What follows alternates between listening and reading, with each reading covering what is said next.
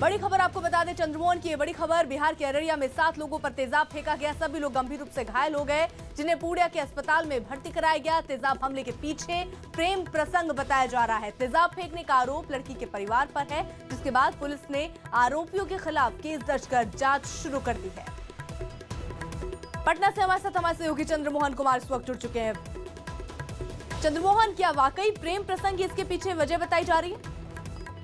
बिल्कुल, देखिए, एक लड़के ने एक लड़की से, उसी गांव के रहने वाले एक लड़की से शादी कर लिया था और उसके बाद यह मामला धीरे धीरे आगे बढ़ते गया। कल लड़की के परिवार वाले लगभग 1 दर्जन के संख्या में लड़के के घर पर पहुंचे, जिसका नाम डिम्पल है, और उसके बाद पहले उसके परिवार वालों के साथ मारपीट की और उसके घर में मौजूद लड़की को वो लोग वापस ले जाना चाहते थे, जो लड़के वाले के परिवार वालों को मंजूर नहीं था। और यही वजह है कि उसके बाद मामला इतना आगे बढ़ गया कि 7 लोगों के ऊपर, डिम्पल के परिवार वालों के ऊपर तेजाब फेंक दिया गया, जो गंभीर रूप से जख्मी है और जख्मी लोगों का अस्पताल में भी इलाज चल रहा है। वहीं पुलिस इस पूरे मामले के सामने आने के बाद यह दावा कर रही है कि जो लोग भी आरोपी होंगे उनकी गिरफ्तारी होगी, उनके खिलाफ कार्रवाई होगी। लेकिन अब तक काफी वक्त बीत जाने के बाद भी कार्रवाई होते नहीं दिख रहा है और ना ही किसी की अब तक गिरफ्तारी हो पाई है। बहुत बहुत शुक्रिया चंद्रमोहन। बिहार के मुख्यमंत्री नीतीश कुमार ने कांग्रेस से साफ शब्दों में कह दिया है कि वो किसी के पिछलग्गू नहीं है। खुशामद करना उनकी फितरत में शामिल नहीं, कोई गलतफहमी में ना रहे। नीतीश कुमार ने कांग्रेस पर महात्मा गांधी के सिद्धांतों को छोड़ने का आरोप लगाया। नीतीश का कहना है कि कांग्रेस से सीखने के लिए अब कुछ भी नहीं बचा है। नोटबंदी और सर्जिकल स्ट्राइक अच्छी लगी, इसलिए उसका समर्थन किया। बीजेपी नोटबंदी से ही यूपी में सत्ता में आई है।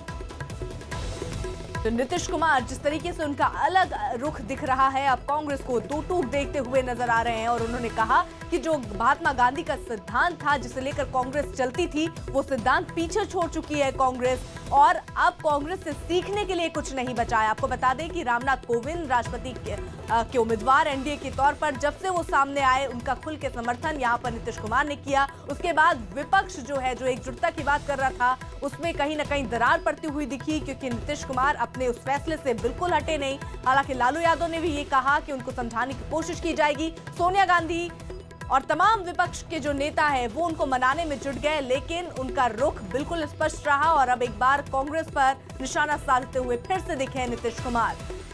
चंद्रमोहन हमारे साथ, हमारे सहयोगी जुड़े हुए हैं। चंद्रमोहन, जिस तरीके से दूरियां ये दिख रही है और एकजुटता नहीं बनती दिख रही है और कांग्रेस से ये दूरियां दिखती नजर आ रही है, तो क्या एनडीए का दामन थाम सकते हैं नीतीश बहुत जल्द? बिल्कुल, देखिए, जब से राष्ट्रपति चुनाव की बात सामने आई है, उसके बाद से लगातार नीतीश कुमार का रुख जो है वो बीजेपी के ओर झुकते हुए दिख रहा है और एक नरमी देखने को मिल रहा है। जिस दिन यह ऐलान हुआ कि रामनाथ कोविंद, जो बिहार के राज्यपाल, राष्ट्रपति के उम्मीदवार होंगे एनडीए के, उसके बाद नीतीश कुमार उनसे मिलने गए थे और जब मिलकर बाहर निकले, उसी समय उनके बातों से यह साफ हो गया था कि कहीं ना कहीं नीतीश कुमार जो है वो एनडीए की तरफ जा रहे हैं। और कल जब बैठक हुई, उसमें जिस तरह से उन्होंने कांग्रेस के ऊपर निशाना साधा, एक बार फिर से वह साफ तौर पर दर्शा रहा है कि कहीं ना कहीं एनडीए की ओर झुकाव नीतीश कुमार का बढ़ रहा है। हालांकि नीतीश कुमार ये भी उसी बैठक में उन्होंने कहा कि जो भी यह कयास लगाई जा रही है कि वो एनडीए की तरफ जा रहे हैं, वो गलत है। लेकिन जो एक के बाद एक बयान उनका सामने आ रहा है, वो साफ तौर पर दर्शा रहा है कि कहीं ना कहीं इनका जो झुकाव है वो एनडीए की तरफ है। बहुत बहुत शुक्रिया चंद्रमोहन।